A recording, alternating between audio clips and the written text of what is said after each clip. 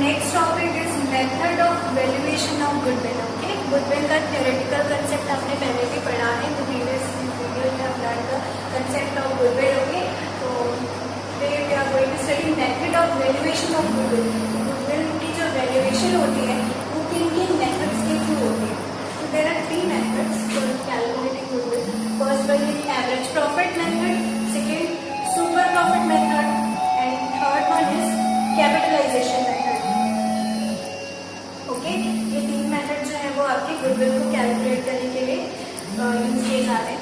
Average profit के there are 2 types of this method. First one is simple average and second one is average weighted average method. Okay, average profit जो है आपको नाम से समझ में आ रहा होगा कि इसमें आपको एवरेज प्रॉफिट निकालना है.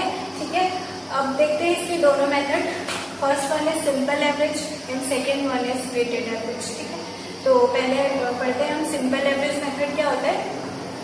सिंपल एवरेज मेथड से गुडविल कैलकुलेट करने का जो फॉर्मूला है, दिस इज योर फॉर्मूला.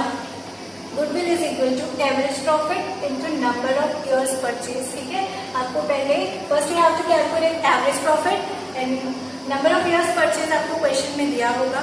ठीक है, तो पहले आपको क्या करना है, जितने भी ईयर्स हैं, देखो लेट्स टेक एन एग्जांपल. आपको जैसा 2015, 2016 एंड 2017. ठीक है, इसके आपको प्रॉफिट दिए हुए हैं सपोज 45,000, 50,000 एंड 60,000. ठीक है, और इससे आपको क्या करना है कि आपको calculate average profit by this figures, by using this figures. Okay, तो आपको इन तीनों को क्या करना होगा, ऐड करना होगा and then you have to divide by 3, क्योंकि ये 3 ईयर्स है ना, 15, 16, 17. अगर 4th ईयर होता तो हम किससे डिवाइड करते हैं, 4 से डिवाइड करते हैं. यहाँ पर 3 साल है तो आपको 3 से डिवाइड करना होगा, तो आपका जो है वो एवरेज प्रॉफिट आ जाएगा. ठीक है, ये आपका इस ईयर का प्रॉफिट है, इस ईयर का है और ये इस ईयर का है. अगर आपको एवरेज निकालना है तो आपको तीनों को ऐड करके उसको 3 से डिवाइड करना होगा. तो आपका क्या आ जाएगा, average profit. Average profit is calculated, you have to multiply it by number of years purchase to calculate goodwill. Okay, तो ये हुआ आपका क्या, सिंपल एवरेज. सिंपल एवरेज का सिंपल क्वेश्चन. ठीक है, अगर आपको एडजस्टमेंट्स भी होंगी क्वेश्चन में तो आपको ये फॉर्मेट फॉलो करना होगा अगर आपको एडजस्टमेंट्स दिया क्वेश्चन. ठीक है, तो जो आपका पहले प्रॉफिट होगा सपोज 2015 है. ठीक है, उसका प्रॉफिट जो है वो 10,000 है या सपोज 40,000. ठीक है, 40,000 जो है वहाँ पर 2015 का प्रॉफिट है बिफोर एडजस्टमेंट. ठीक है, तो आपको यहाँ पर पहले बिफोर एडजस्टमेंट का प्रॉफिट लिखना होगा. उसके बाद you have to add abnormal loss. Abnormal loss means ऐसा लॉस जो कि नॉर्मल नहीं है. ठीक है, जैसे कि लॉस बाय फायर. ठीक है, हमको तो नहीं पता है कि फायर कब लग सकती है या नहीं, तो वो एक अबनॉर्मल लॉस है. अगर उससे हमको लॉस होता है तो लॉस बाय थेफ्ट, ये जरूरी तो नहीं है कि चोरी होगी ही होगी, तो ये भी एक अबनॉर्मल लॉस है. ठीक है, तो उसको आपको ऐड करना होगा. Loss on sale of fixed asset, अगर कोई फिक्स्ड एसेट हमने सेल कर लिया और उससे हमको लॉस हो गया तो वो भी आपका यहाँ पर क्या हो जाएगा, ऐड हो जाएगा. Okay, over valuation of opening stock. अगर ओपनिंग स्टॉक, जो आपका स्टॉक सबसे स्टार्टिंग में होता है, आपने 11th क्लास में पढ़ा होगा जब आपने ट्रेडिंग अकाउंट पढ़ा है, तो यहाँ पर हम लिखते हैं डेबिट साइड में टू ओपनिंग स्टॉक. अगर हमने उसको क्या कर दिया, ओवर वैल्यूएशन कर दिया, जितना है उससे भी ज्यादा बढ़ा के दिखा दिया, ओवर वैल्यू कर दिया, तो वो भी आपका यहाँ पर ऐड होगा. उसके बाद non recurring expense. Non recurring expense मतलब ये एक्सपेंस डजंट हैपन फ्रीक्वेंटली, जो बार बार नहीं होते वो आपके क्या हो जाते हैं, नॉन रिकरिंग एक्सपेंस हो जाते हैं. तो ये सारी चीजों को, इसके अलावा और भी कुछ चीजें हैं वो आप बुक में फॉर्मेट देखेंगे तो आपको पता चलेंगी. उन सारी चीजों को आपको क्या करना है, प्रॉफिट में ऐड करना है. इसके बाद आपको ये सारी चीजें जो है वो लेस करनी है. Abnormal gain. ठीक है, ऐसा कोई गेन जैसे कि फिक्स्ड एसेट सेल किया आपने और उससे आपको कुछ गेन हुआ. ठीक है, जैसे अगर 40,000 इसकी वैल्यू है, आपने 50 में उसको सेल कर दिया तो 10,000 जो है आपका क्या हो गया, गेन हो गया. इसके बाद नॉन रिकरिंग इनकम, जो इनकम बार बार नहीं होती है. ठीक है, ऐसे कोई इनकम है तो वो नॉन रिकरिंग इनकम. फिर पार्टनर्स का कोई रेम्यूनरेशन है अगर, और एनी अदर फ्यूचर एक्सपेंस जैसे कि इंश्योरेंस प्रीमियम. ठीक है, तो वो क्या हो जाता है, आपका फ्यूचर एक्सपेंस हो जाता है. रिकरिंग एक्सपेंस हो जाता है वो, तो उसको आपको क्या करना होगा, लेस करना होगा। तो इसके बाद जो आपका प्रॉफिट आएगा वो होगा, एडजस्टमेंट्स के बाद आपका जो प्रॉफिट आएगा वो होगा आपका एडजस्टेड प्रॉफिट। ओके है ना। अभी एडजस्टेड प्रॉफिट आपका आ गया, तो ऐसे ही आपके हर साल के एडजस्टेड प्रॉफिट आ जाएंगे 2015, 16, 17, ठीक है। लेट्स टेक एन एग्जांपल, अगर आपके ये 15, 16 और 17, ठीक है, 15 में आपको जो प्रॉफिट है वो आपको 10,000 दिया हुआ है ना। उसके बाद सारी एडजस्टमेंट्स आपने की, एड लेस जितनी चीजें होनी थी, इसके बाद आपका आ गया क्या, 5,000, ठीक है। सेम वैसे ही 16 में आपका 15,000 था, आपने कुछ चीजें लेस की, कुछ चीजें ऐड की, ठीक है। तो आपका जो प्रॉफिट है वो सपोज आया 10,000, है ना।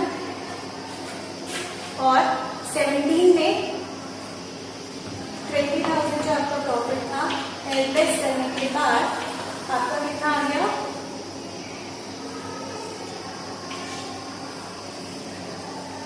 सपोज 3,000, ठीक है।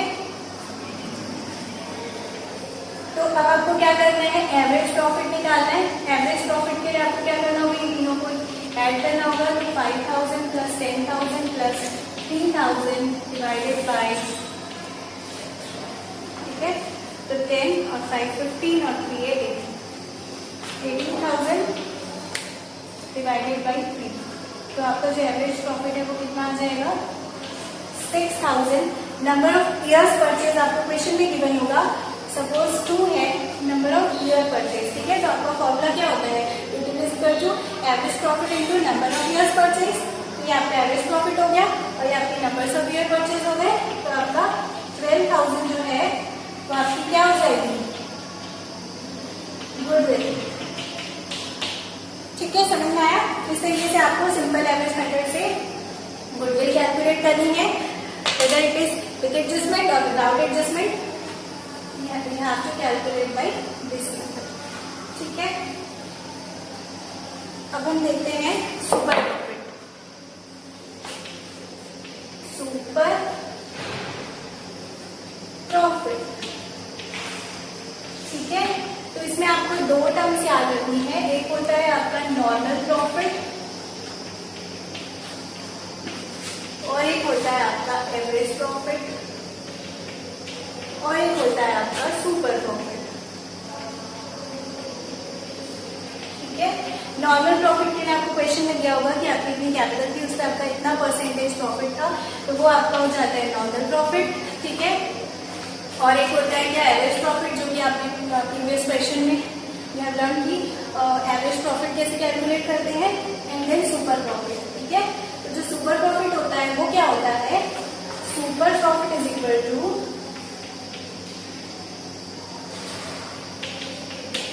एवरेज प्रॉफिट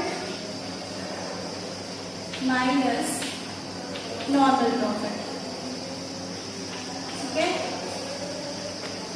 अगर आपका एवरेज प्रॉफिट नॉर्मल प्रॉफिट से ज्यादा हो जाता है तो we call it super profit, okay.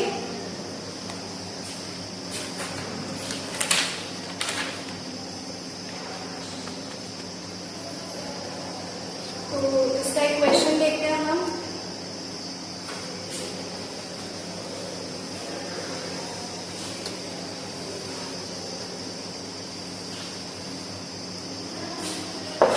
Question मैंने आप लोगों को सेंड किया था कल, question number illustration number 8, okay.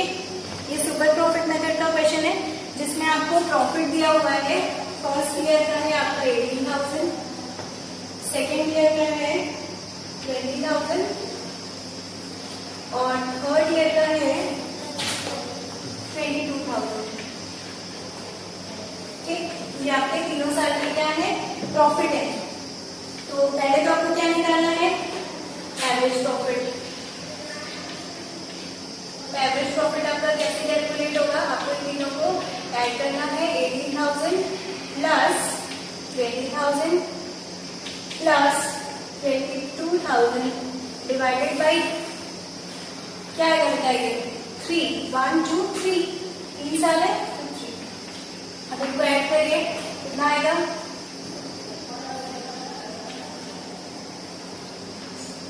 60।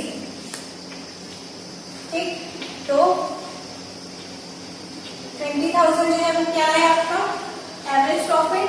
अब आपको क्या निकालना है? दूसरी चीज normal profit. Okay, normal profit के लिए देखिए आपके क्वेश्चन में दिया है the capital investment of the firm is 60,000, normal return on the capital is 10%। ठीक है, तो आपका इस तरीके से नॉर्मल प्रॉफिट आ जाएगा। Normal profit is equal to क्या? 60,000 जो है वो आपकी कैपिटल इन्वेस्टमेंट है, इसका 10%।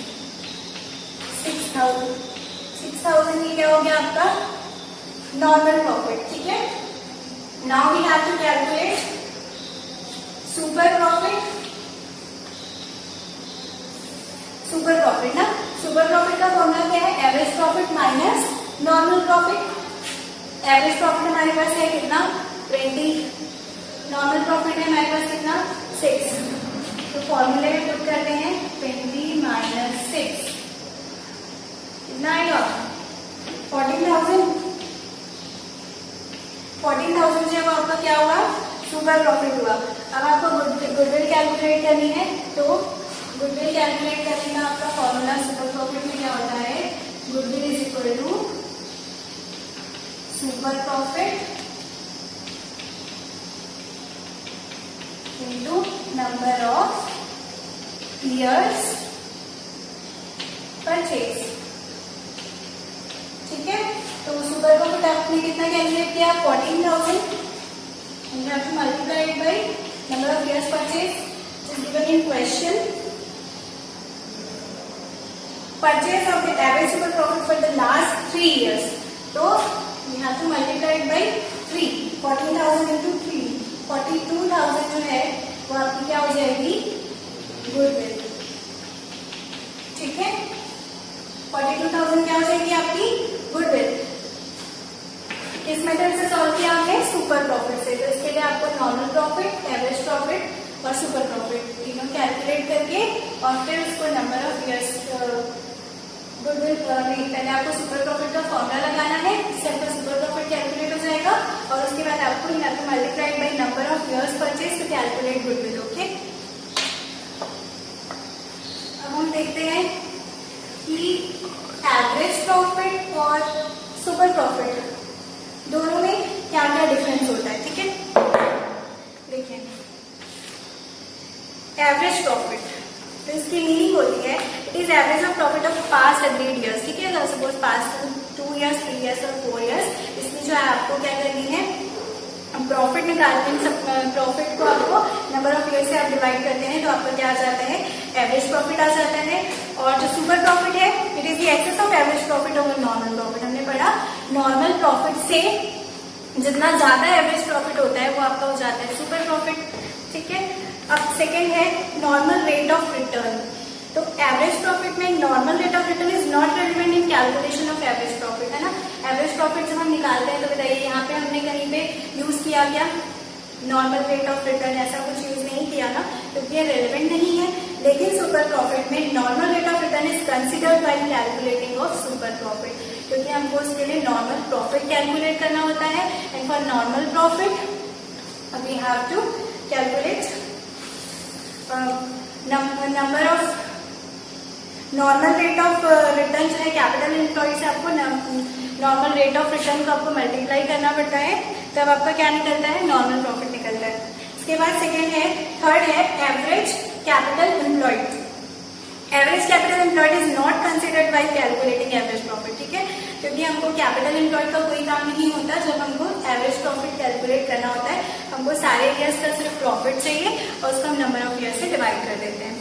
Average capital employed is taken into account by calculating the super profit. ठीक है, सुपर प्रॉफिट कैलकुलेट जब हम करते हैं तो हमको कैपिटल एम्प्लॉयड चाहिए क्योंकि हमको नॉर्मल प्रॉफिट निकालना होता है। Relevance of valuing goodwill. Average profit is relevant for average profit method. ठीक है, एवरेज प्रॉफिट मेथड के लिए जो है वो average profit method average profit relevant होता है, सुपर प्रॉफिट मेथड के लिए भी, and capitalisation method of valuation of goodwill. ठीक है, तीनों के लिए आपको एवरेज प्रॉफिट तो चाहिए। इसके बाद super profit is relevant for super profit method and capitalisation of super profit method of valuation of goodwill. ठीक है, तो जो सुपर प्रॉफिट है वो आपको किस किस चीजों के लिए चाहिए, सुपर प्रॉफिट मेथड के लिए भी चाहिए और कैपिटलाइजेशन के लिए भी चाहिए। एवरेज के लिए हमको सुपर प्रॉफिट चाहिए क्या, नहीं। ठीक है, okay students, bye, thank you.